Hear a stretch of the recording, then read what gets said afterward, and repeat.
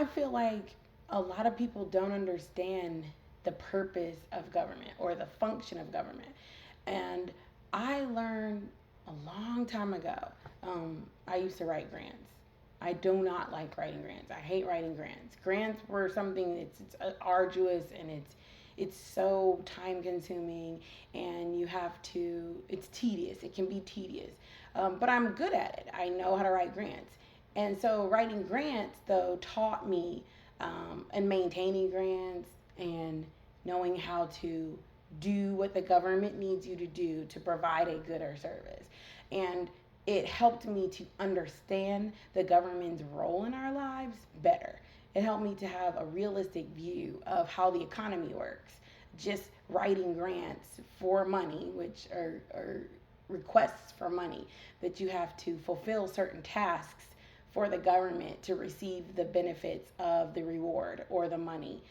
So that's how grant writing helped me understand the government better and understand what the government needs, people like you and me to do. You get what I'm saying? So, like, if we don't understand what the function or purpose of something is, then a lot of times we can feel threatened, or we can feel mistreated, or not understand why we might not be getting something out of that particular function or purpose, because we don't understand that that's not what it's capable of providing us. Does that make sense?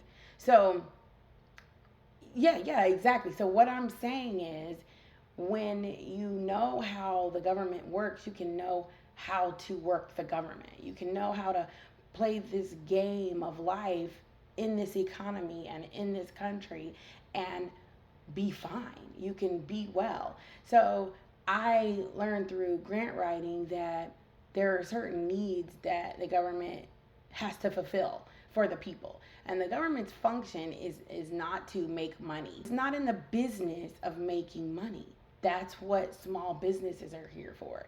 And it's incredible when you think really hard about it and you realize that, okay, so if the government has these basic functions, there's 5 basic functions of the government. And one is to maintain national defense, keep us safe, and to provide goods and services. So its job is to provide goods and services, to preserve order, inside the country that we live in, to keep us safe, to socialize the young, to educate the young about the capacity the government has and what our country is about and why we're here, how it's supposed to work, to also make sure they're not leaving anyone behind, because in order to maintain the economy, they have to include everyone, right? This government function has to include everyone in those 5 basic functions. And the 5th is to collect tax. There's nowhere in those 5 functions where the government is making money. The government is simply a conduit of a money machine. It's a conduit of services. It's something that services, goods, money flows through. It is not a money maker. And when we realize that, we can understand better why we shouldn't be asking the government to do certain things for us, not do certain things for us. We know what they're supposed to do for us, then we can expect that and we can work with that. That helped me a lot in knowing contracts and what services and what types of money making endeavors you can actually have through the government. My father had certain government programs that he ran, and then there was government programs that I worked for, Department of Health, quasi-military government such as police, local city government. So I have an array of varied perspectives of government. I've seen federal government contracts, and I've seen how FEMA works and medical works and private sector contractual government contracts work. So I understand that. And in all of those situations, it's simply the government providing a service to the people. Its one job is to include everyone. It has to provide these goods and services for everyone within its government. But that's a big job. So therefore, it needs other people who are capable of providing specific goods and services to do these jobs for them, or to carry out or to execute these jobs for them. And that is where we come in. That is where we have an opportunity to make money with the government. Government is there for us to utilize its need to provide services for the needs of its people. And therefore, we can do that. So we've learned in a request for proposal, the government or an entity of the government requests you to propose how you would be able to execute a job for them, provides a service or a good for people in need, right? So when you understand that, you understand, okay, there's a whole, I wish the government had a whole marketplace of needs-based jobs where they could say, okay, we've got 1,000 jobs, tasks that we need to be executed in this marketplace. And you can just run through this smorgasbord of services and find out what you already know how to do. And then you pick that job. Well, essentially, the government has this.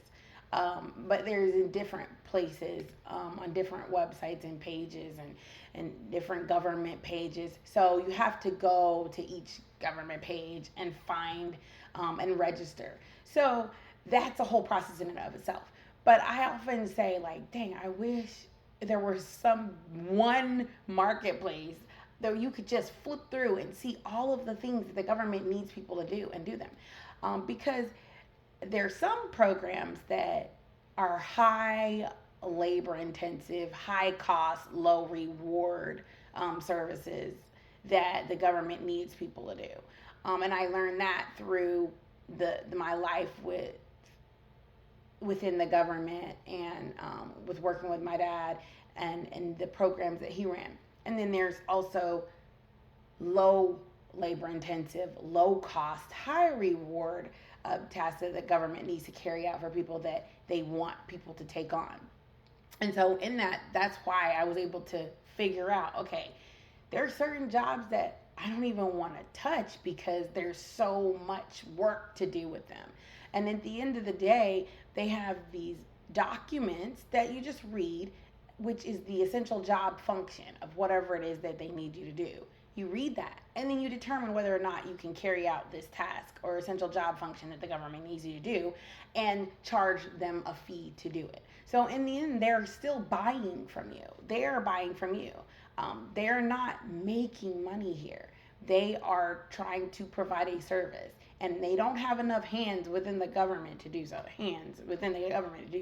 So they have to use the hands of the people and the economy and the small businesses that are out there that can provide these services, if you will. So that is how we went after it. We've applied for several different proposals or requests for proposals. We've gone after several bids, and we've not missed one bid that we've actually gone after.